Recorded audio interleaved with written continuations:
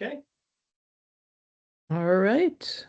I hereby call to order the Rutland Regional Planning Commission Executive Finance Committee. Today, April 13th at 5. I've got 5:36. So first thing on the agenda is to approve the agenda. Any need to change the agenda or have a motion to approve the agenda? I'll motion. Thank you. I'll second it. Second, thank you. All in favor to approve the agenda, please say aye. Aye. Raise your hand, whatever. Here, here. I think the agenda is approved. You're quiet, everybody. Okay, next item on the agenda is to approve the March 9th minutes. If you had a chance to look at them, I'll entertain a motion to approve them. Make a motion to approve the minutes of March 9th, 2026 as presented. Thanks. That's Larry's. I'll Our second. that too. Thank you, I'll second it. Dave. All in favor to approve the minutes of March 9th, 2026, please say aye or raise your hand or whatever. Aye. Something to signify. Thank you. Sounds unanimous. Minutes are approved as presented. Open to the public. Nobody dare. Close that item. We're moving fast. Okay, February 2026 financials. Devin, are you presenting those or? Yes, I am. Let me pull Okay, those dope. up.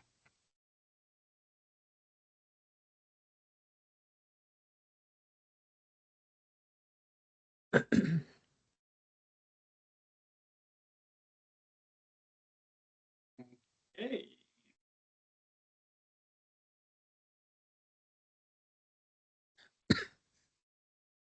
Hot off the press here.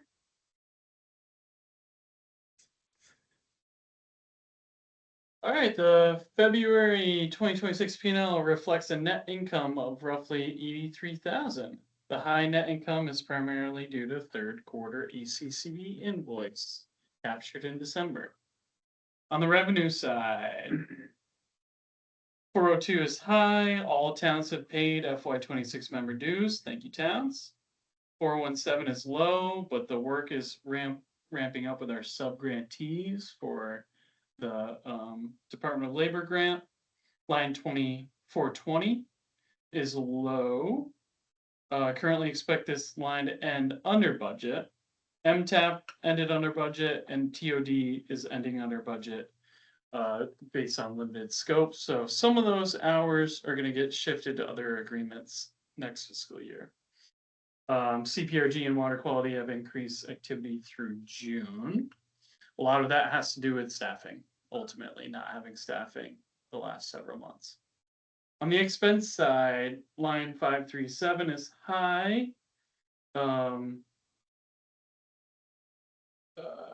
Credit card points were redeemed, which will offset this line.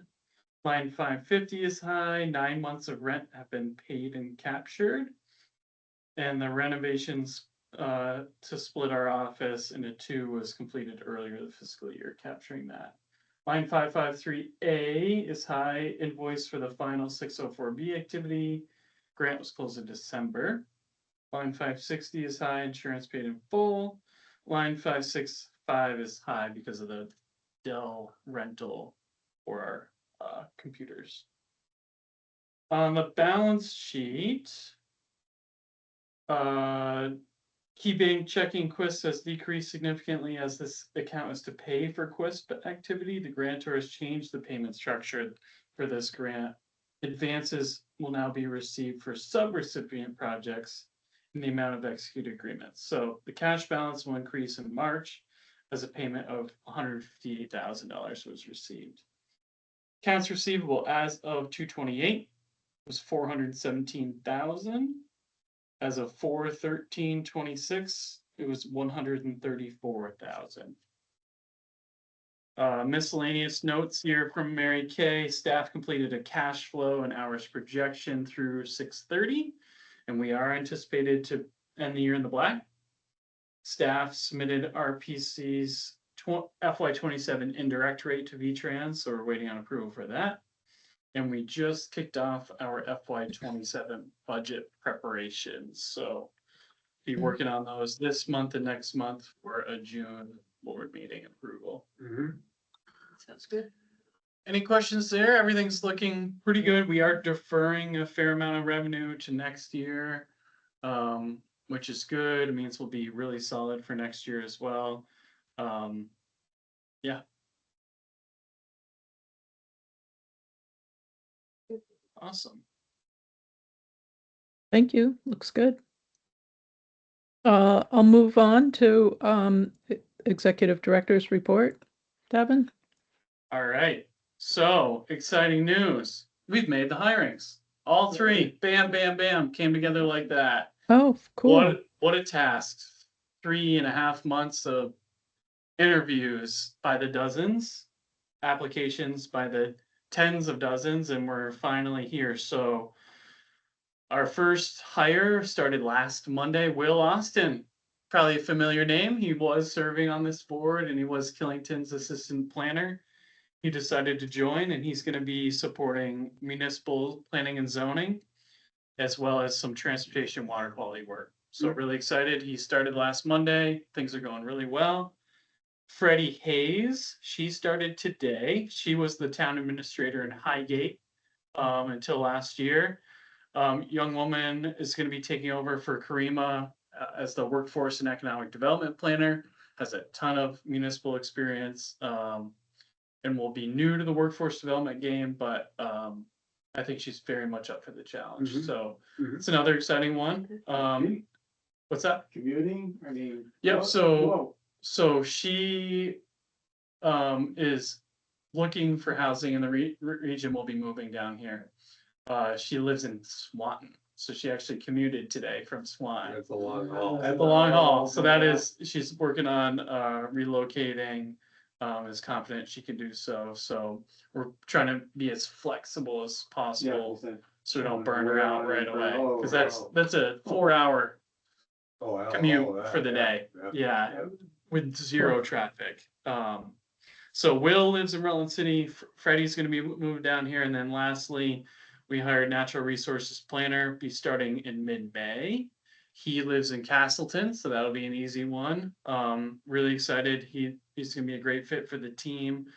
So we, as of mid-May, will be fully staffed. That's probably the longest stretch we've gone in maybe ever, being down 3 planners. So The fellow's name, the last one there? Drew Bentley. Drew Bentley. Yep. You guys probably know his wife, Jamie, she runs the Vows Trust at the hospital. Okay. Yeah. Okay. So he worked at Green Mountain College for many years. He has a forest restoration and trail business now that he runs. So he's been in this space for a long time and knows the players in the region really well. So Okay. he's an exciting get. So now the big thing is onboarding, right? We're working really hard to get folks onboarded, but the fact that we made it through this stretch relatively unscathed it was tough. It was tough. So other staffing announcements, we have promoted Stephanie Burke to planning director. So this is a new role we have not had before. A lot of RPCs have this role now, and it's really meant to help support staffing beyond just me, right? Because I'm being pulled in a million different directions. I've got leadership position at VAPTA, trying to let go a lot of my planning work, which I've been trying to do for the last couple of years. This will help do that. She is also part of what we're starting as a new leadership team. So Mary Kay, Karen, Stephanie and myself are going to constitute the leadership team at the RPC. And we've already met 4 or 5 times. We're focused primarily on working on the organization, not in the organization. So we've started a new onboarding process, which is great because we need it right now for these new staff. We're going to be working on advancing the strategic plan initiative this summer, and then working on a bunch of other sort of organizational elements that have just sort of plagued us forever.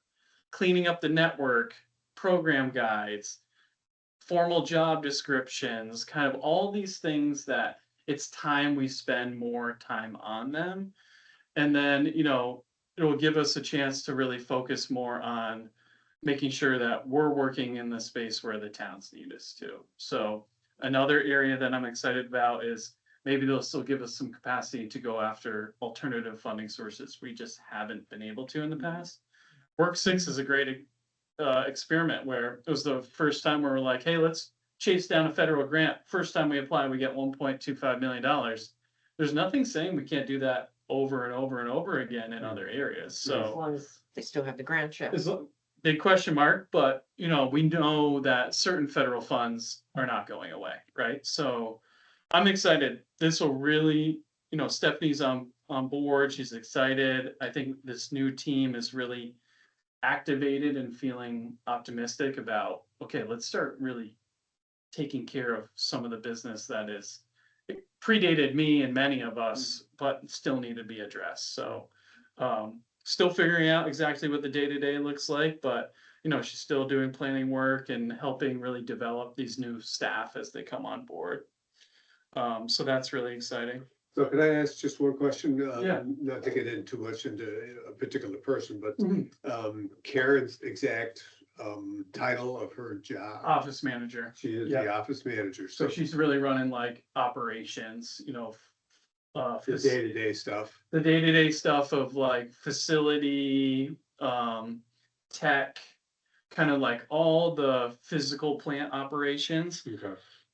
is her. So she, in addition to that, has been helping develop an intranet system, which is like basically taking all of our staff resources and putting it into a team site so staff can like not have to rely on individual Word documents for Mhm, that. So yeah, she's really expanded her role here quite a bit and doing much more than Right, just being- secretary work, right, Right, yeah. right. So that's Okay. been good. Oh, Yep. good. I think office managers really do secretary work. She's doing, it looks like she's. Kind of doing it all. Yeah, Yeah. she's doing a bit of all, Yeah. which is great because we need that flex person because it used to be like me, and like I can't be setting up computers and doing procurement and all that stuff. She's Right. really given us more space to focus on the planning work, which is huge. Good. She's a awesome professional, comes with so many years of experience. And the great thing about Karen too is having worked for BGS for so long, Mhm.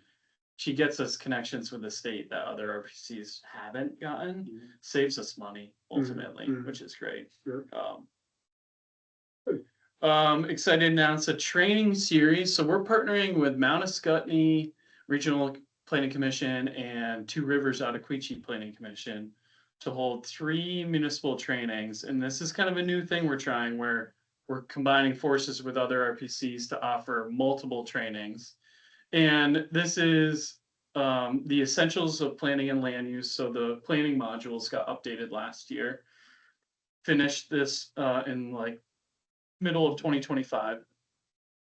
So ACCD, as part of our state contract, requires us to hold trainings. In the past, you guys have done trainings on open meeting law and various other elements. So our hope is by now that we have Sean and Will in this space, is that we're going to really try to expand more of our trainings. We're finding that there's been a lot of turnover at the municipal planning commission level, and a lot of that institutional knowledge has been lost. So simple things like understanding the statutes governing town plans or zoning, to how do you run a hearing, to how do we adopt regulations. So this is meant to cover planning, plan implementation, and land use regulations. So our first one is Thursday.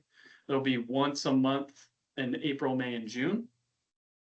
So we're hosting the second meeting, May 21st, plan implementation. Rutland will be responsible, but for each one of these 3 meetings, we felt it was important to offer a physical space. So anyone who's interested in these trainings can come to this office to participate in them as well if they don't want to attend online.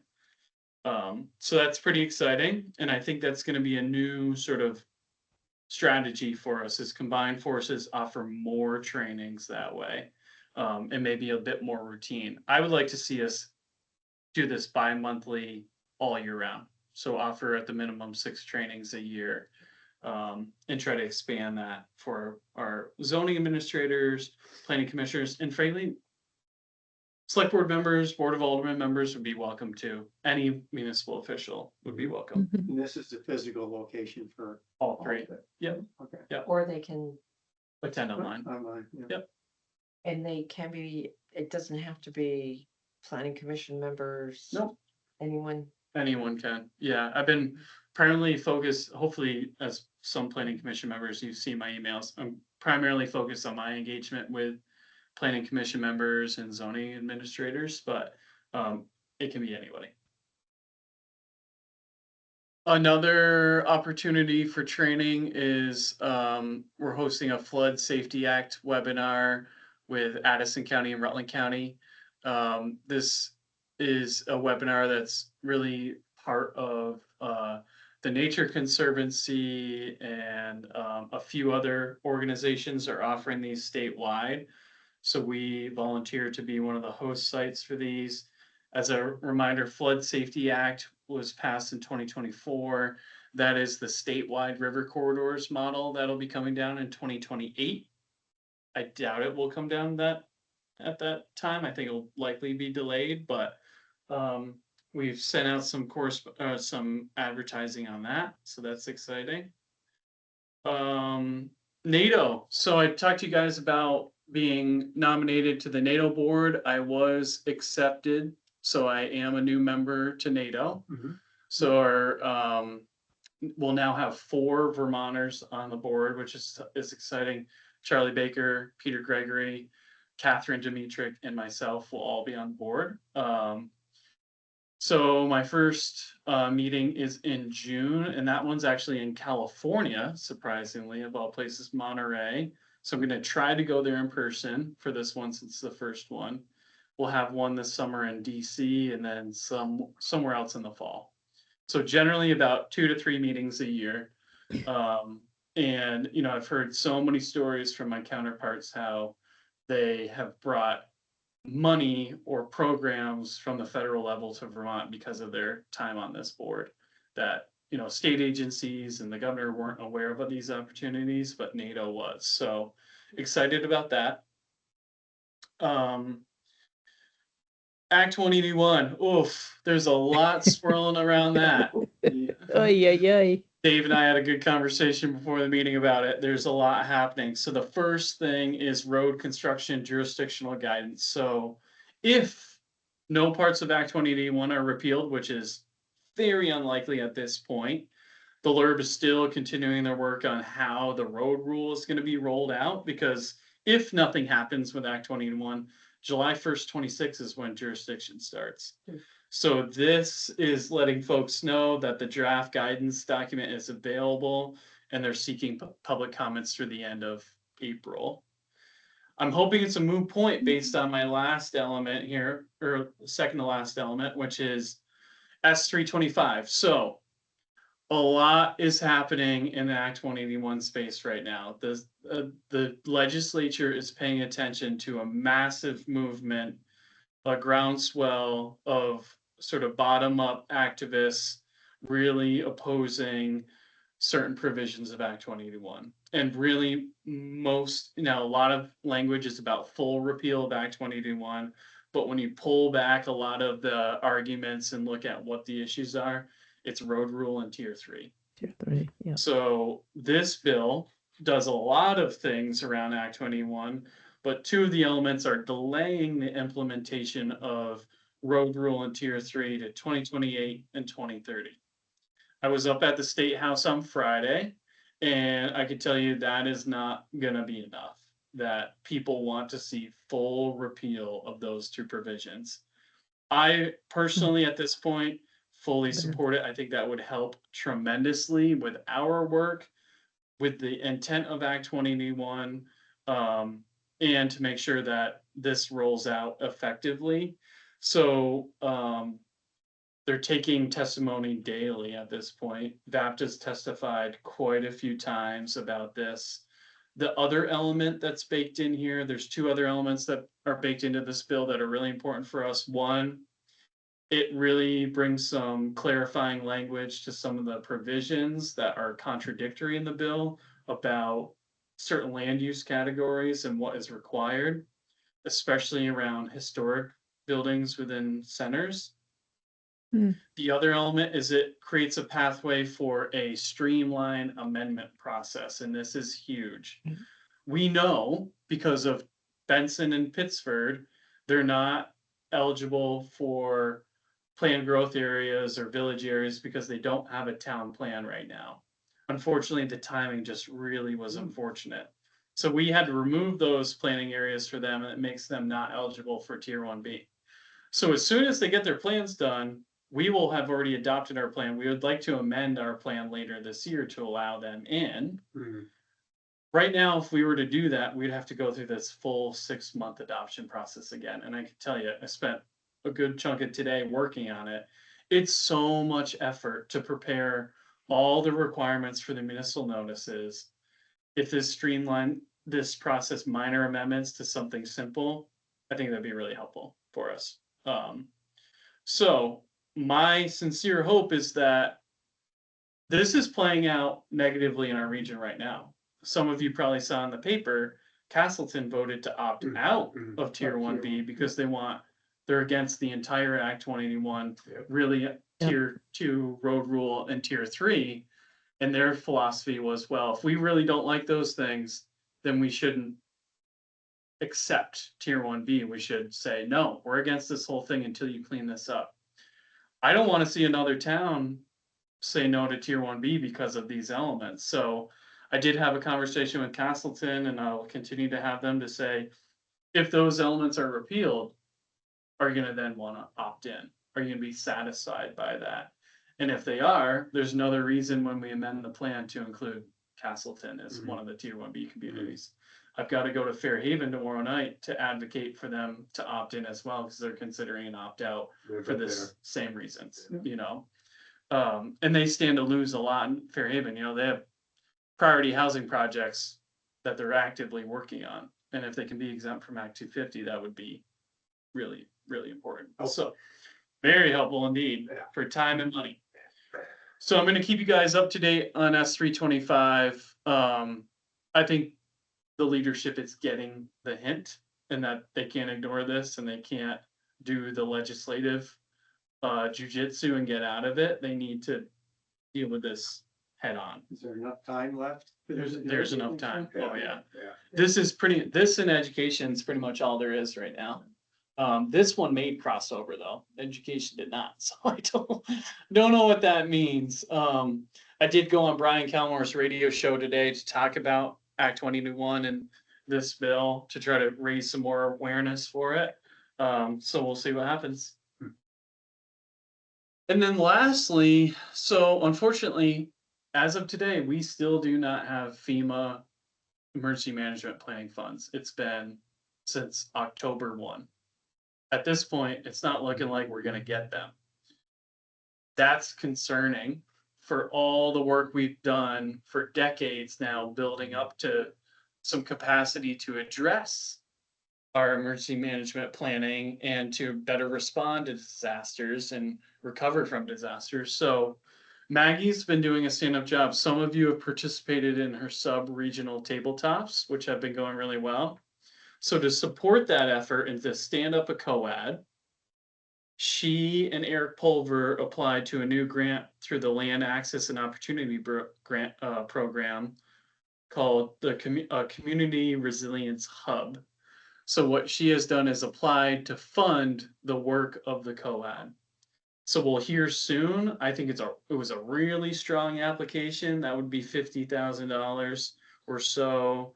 Maybe it was 40 to 50 to fund our staff time for this effort. So we're backfilling what was once lost with these new funds. So I have asked Maggie to come to the April board meeting and speak to this effort and give an update to the board on where she's at in the COAD, what it means to lose the emergency management planning funds, and what our plan is moving forward.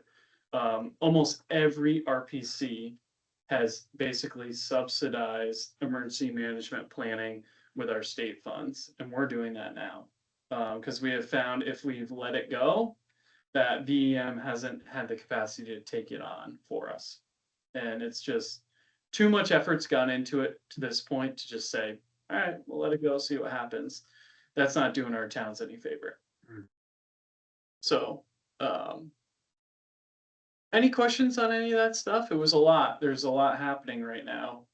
But good stuff overall. I think we're in good shape. In better shape than most. Yeah. Yeah, I think so. Yeah, Act 181. I had people in my office. Oh man. Yeah, there's the amount of misinformation out there right now is it's Right. daunting, Yeah, you read it. It's like, daunting. No, which is kind of a good lead into my regional plan report plan if we're ready report. for it. sure. Go right ahead unless anyone wants to chat further. Okay, Yes. We're good. so Go ahead. Yeah. tomorrow, I'll stop sharing. I'll just switch to this page. Tomorrow we are releasing the warning for our final public hearing. It is here, guys. 3 years in the making. We are finally there. So what does that mean? Well, first of all, we made substantial revisions to the map based on what we heard. Primarily, the revisions came in 3 general areas. One, we advocated hard to the Land Use Review Board to say, hey, we want more Tier 1B areas. So a lot of those areas that were denied as village areas, they let us restore as planned growth areas. So those restorations focused on Fairhaven, Castleton, Pittsford, and Brandon. Rutland City had a few, but they're so minor compared to most of the cities covered already. Unfortunately for Pittsford's sake, as I just had mentioned, their town plan expired, so all the expansions we advocated for will not be realized. However, we still did it knowing that because when their plan is approved, we can just go in and add the full area. So we added quite a bit of land back in to tier 1B eligible areas, which is exciting. The main other revisions came in the rural categories. So we heard definitively in those regional public or those first public hearing meetings that folks were uncomfortable with the amount of rural conservation. So we heard that and we're like, okay, fair. I think folks, regardless of what actually means from being mapped rural conservation, despite it not really mattering, it doesn't matter technically on a Act 250 jurisdictional aspect because it's all treated the same. But people didn't like that, and we heard that. So we went back to the drawing board and we went strictly by the mapping methodology from BAPTA. And what that produced was a very different looking map for the rural categories. And it shifted a lot of rural conservation, the green areas, to rural ag and forestry, the blue areas. And what we did was we mapped rural conservation, rural ag and forestry, and rural general in that order. So rural conservation is any lands within the protected lands database. So if it has a conservation easement on it, think Vermont Land Trust, US Forest Service land, state land, it's shown on this map. If it's a class 1 or 2 wetland and it is not overlaid by another category, it shows up on this map. And I'll tell you what that means in a second. And if it's lands above 2,500 feet, it also is in this category. Luckily for us, that was almost no lands because they're already captured in the Green Mountain Spine with state and federal land. So that shifted the bulk of rural conservation into rural ag and forestry.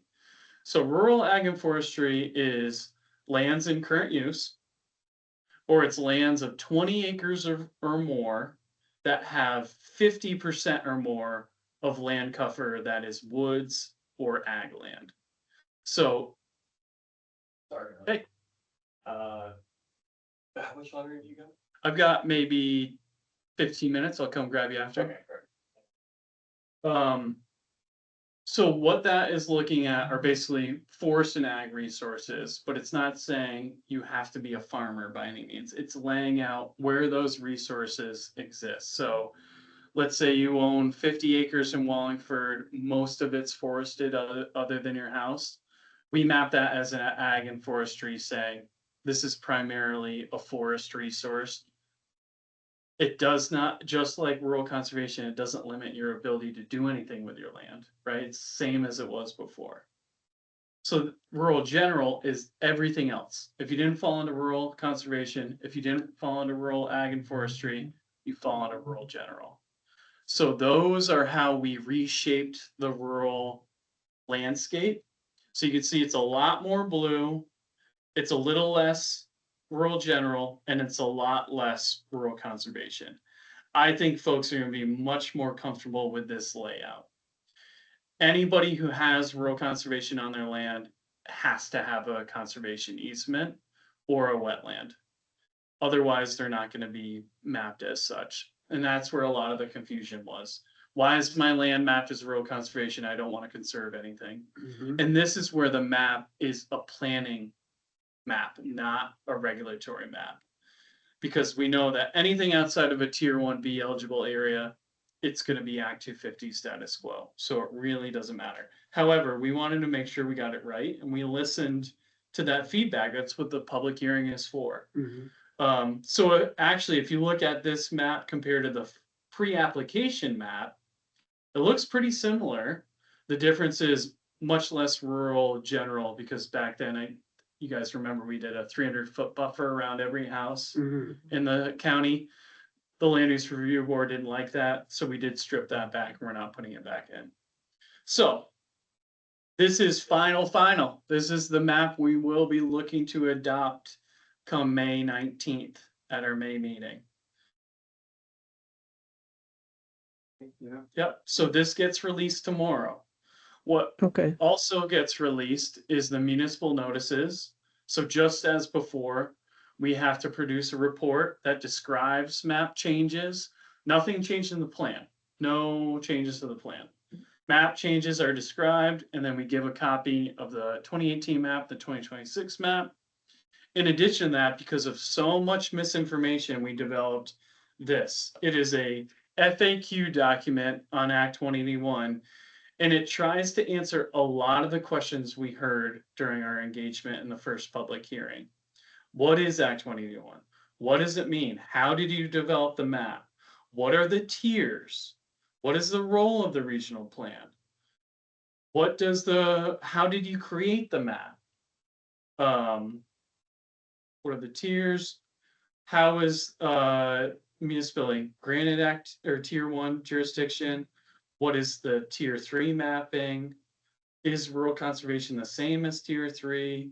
A lot of those pieces. So hopefully this will help with some of the questions around what Act 181 is. Assuming they read this and take it for granted, then I think it will be helpful in getting this plan over the finish line. So we will be asking the board to vote on this at the May meeting for formal adoption. So it's same schedule we've kept from October 2023 to now. It's always been, which is pretty incredible, a 2.5-year period to land the plane right on the runway when we said we would, right where we said we would. And I am feeling fully confident at this point, based on our engagement with the board, that they will support a adoption of this plan at this point. Or they can rewrite it themselves. Yeah, God knows they've seen it enough times. They could probably rewrite it verbatim just through memory. So Where is this going out to? Every town? with the municipal notice, With a notice. Yeah. Okay. yeah.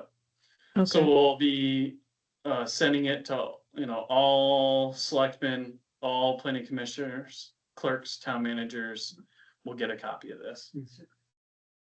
when is And- that going out? Tomorrow also? That's going out tomorrow. Yep. Will be on front porch forum for public notification. Yes, it will. Yep. So we're doing the same Good. public notice vehicles, so Front Porch Forum, Facebook. That's why I went on the radio today. We put out some press releases, so hopefully everyone's who wants to be aware can be aware and can attend. All right. Good. Yeah, we're there. We're on That's the great. finish line, folks. Big thanks to you all, to be honest, to help get this over the finish line. So Yeah. Okay, is there anything to discuss for the Board of Commissioner agenda? Anything Yes. else? yep. So the Okay. big thing is I will not be here. That's school break next week, so I will be attending virtually. I've asked Oh, okay. Stephanie and Mary Kay to both be here in person. So the kind of other elements that'll exist, Maggie will be presenting on her program. And we will have a regional committee meeting. So we have the Walmart application. It's still incomplete, but I think it's complete enough for us to speak to it.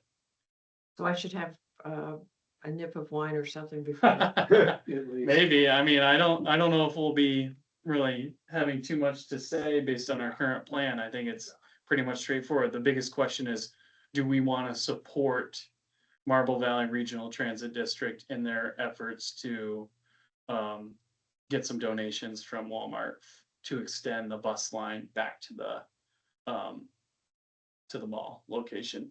They have already been engaging with Walmart and have had very successful conversations. So I don't think this won't be one of those letters like, hey, Walmart, you'll do this. It's more, hey, we support the bus and their efforts to have a really a collaborative Mhm. relationship with you guys. So Mhm. we get you people to your I business, you think know. Walmart would be receptive. I to think that. they're very receptive. This is not something new. This is something that they do. So that's my only thing. Otherwise, you know, I know the staff have talked about it. There's no land use problem with this development. It's already developed. We can't really say it's like ruining any natural resources. So, and their plans with the 3-acre permit seem sound. So, yeah, I think it's fairly straightforward for us, especially reviewing it against the 2018 plan. There's nothing in there to say no. Even the 2026 plan, there's nothing in there to say no. It's just got much more teeth if we wanted them to add anything like, hey, there need to be pedestrian facilities. Well, there's no point now because they don't extend that far along Route 7, so they wouldn't go anywhere. But those are the type of things that we've been thinking about. It's how to better connect people to the mall. That's really what we want to look at. EV Um, chargers. Yeah, exactly. So stuff like that is important. And, you know, we saw that here, so I think we'll see it up there. Outright Vermont is the other bigger application for the former Boy Scouts of America facility at Lake Sunrise Sunset in Benson. Their application's also incomplete. Their application's more incomplete, so we may want to wait on that one before any formal discussion. But that's pretty much it. There's a lot of Active 50 action right now, but not many major applications. Mhm. Someone was like, I used to go scuba diving there. Yeah, one of the deepest lakes in Vermont for being so tiny. It's like 90 feet. Sunrise. Sunset is the Sunset, deeper yeah. one. Yeah, the state police train there. Yeah, it's a Yeah. cool spot. And I it stays I spent a nice. week there when I was 12. Did you? Yeah, As a yeah. Boy Scout. As a Boy Scout, yeah, Camp, yeah, And yeah. it stays a very nice 50 degrees when you're down Oh, it's below the gorgeous. feet. Yeah, yeah, I bet. Questioning on that. Yeah. Mhm. It's cool. Well, they have some great looking plans for the campus, really trying to build it up. So Good. Sunset was where the Boy Scout camp was, Mhm. Sunrise. Mhm. Sunrise was where the camp is. Can't Sunrise is. There was camp. sunrise, Sunset's yeah, the and other then side. sunset was On the other- on the yeah. other side. Yeah. That's all I've got, Laura. Okay. Are there committee meetings next week? Just regional. Just regional, okay. All right. Anybody have anything else? Or we can adjourn. Laura, do I have any other meeting with you this week? She's like my work wife. I just- No, I'm How's gonna my say calendar no, looking? and then I'll look at my calendar. All right. Actually, I will make a meeting with you, Larry. Oh, good. Anyway, motion to adjourn. I will motion to adjourn. Thank you, Erica. Second. All in favor to We're out. adjourn. All right, we're out. We're Thank out. you. Very good. Thanks, Laura. Thank you, Exciting Laura. Bye, news. Laura. Thanks, everybody. Talk soon. Okay. No committee.